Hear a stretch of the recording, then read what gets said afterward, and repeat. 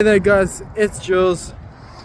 Today I'm going to post a video on Dark Night of the Soul. Now, what is Dark Night of the Soul? Dark Night of the Soul originally comes from, got some breakouts on my skin. Dark Night of the Soul basically comes from the Bible. I'm not sure which part of the Bible, but I'm not that familiar with the Bible at all. I know a few of the proverbs, a few of the quotes, but I don't know. I don't know where in the book this phenomena is. So Dark Night of the Soul is basically kind of what it sounds like, the Dark Night of the Soul. So it's when you're going through awakening and you're meditating and then shit comes up. It can last, a Dark Night of the Soul can last for a day, a week, a month, a year, or even a decade, even like 5 years, 10 years. That would be a pretty fucking severe one. But the thing is, it's not permanent. It doesn't stay forever. I mean, there's probably been some people whose Dark Night of the Souls could have lasted for a while, but basically if you're on the path, if you really want awakening, if you really want enlightenment and you're meditating, it won't last forever. You'll get through it and then you'll come out the other side stronger. So this is the mini course in Dark Night of the Soul. Let's get started. Dark Night of the Soul it can be expressed as restlessness, anxiety, depression, fear, hate, anger, grief, shame, guilt, anything negative that's persistent, and anything that makes your life really hard. So it's independent of externals is the first kind of like part of it. Is, I can't think of the right word, but yeah,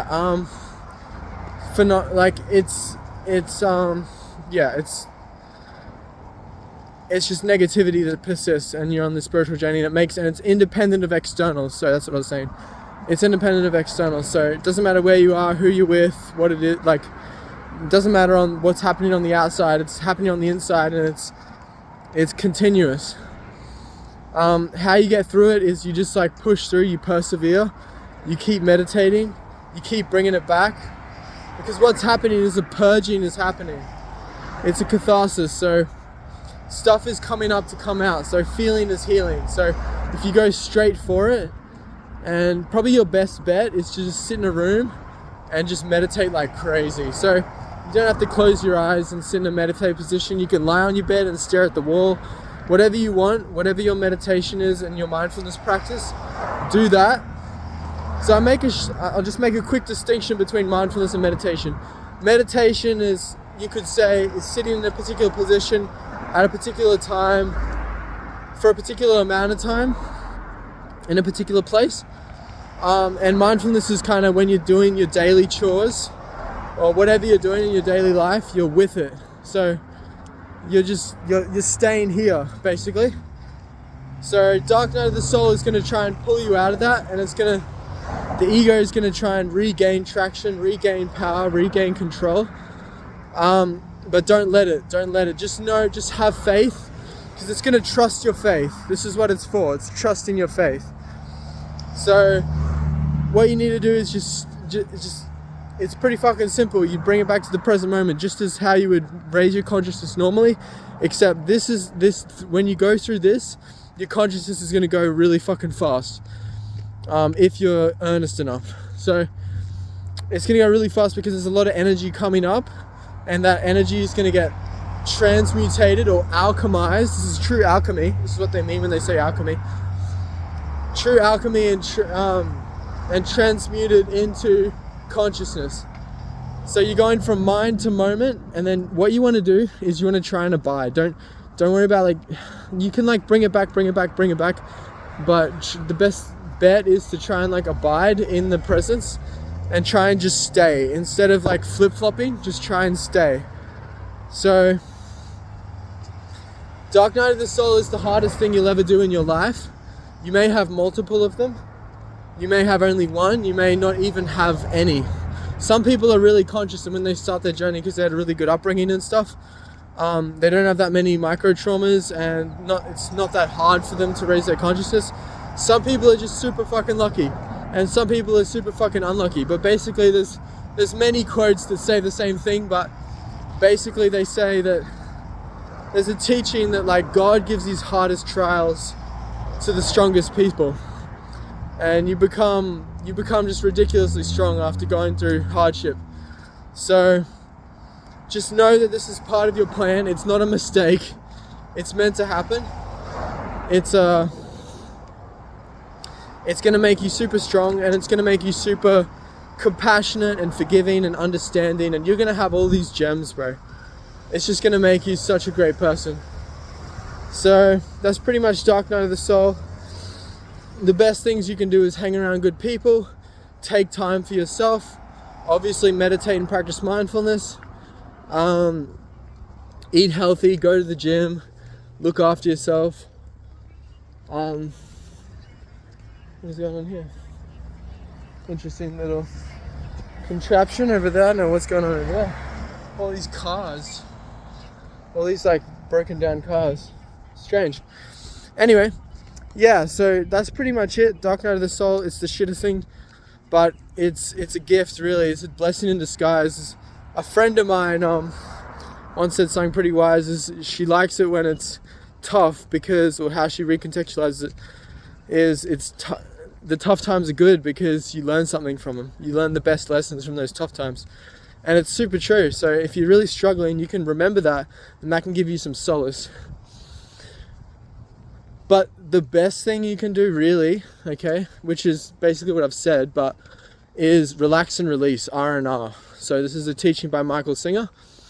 And also Osho says relaxation is the ultimate. Start with your body, then relax the mind, then relax the soul eventually.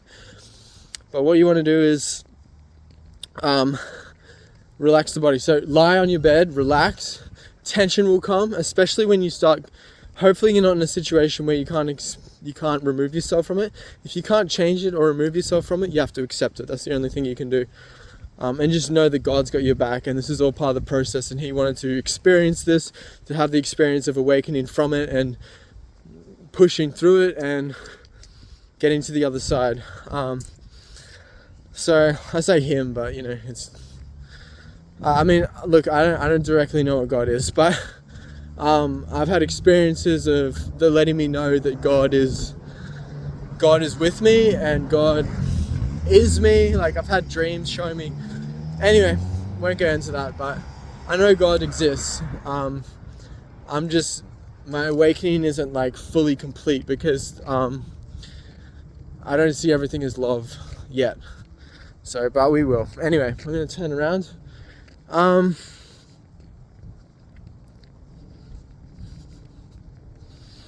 Relax and release. Lie on your bed, relax your body, and these thoughts will come, but you'll just push through them. You can't. Every time you create a gap, even if it's just for a second, every time you become present, create a gap in the stream of mind, because as you become present, you're not thinking. There's no mind and thought at the same time. There kind of is, but it's weird. That's another thing. Yeah, every time you create, just know that every second you're present, it gains in strength. Your presence gains in strength. And when you take one step towards God, he takes 10 towards you. So you just got to trust and know that this is all part of the plan, all part of the process. Trust the plan, trust the process. You'll get through this, and you're not fucking alone. You're not alone. I've been through Dark Night of the Souls, like, I've probably been through like 10. Or like 3 really big ones. I'm kind of going through one at the moment in my life, but yeah, so no, you're not alone. And if you need help, message me. We can message, or we can do a call if you want, for free. I don't mind. I like helping people out on this journey because this is my passion. One of my passions, one of my passions. I got like 2 passions, music and meditation, but yeah, the 2 M's. Anyway, have a good one, guys.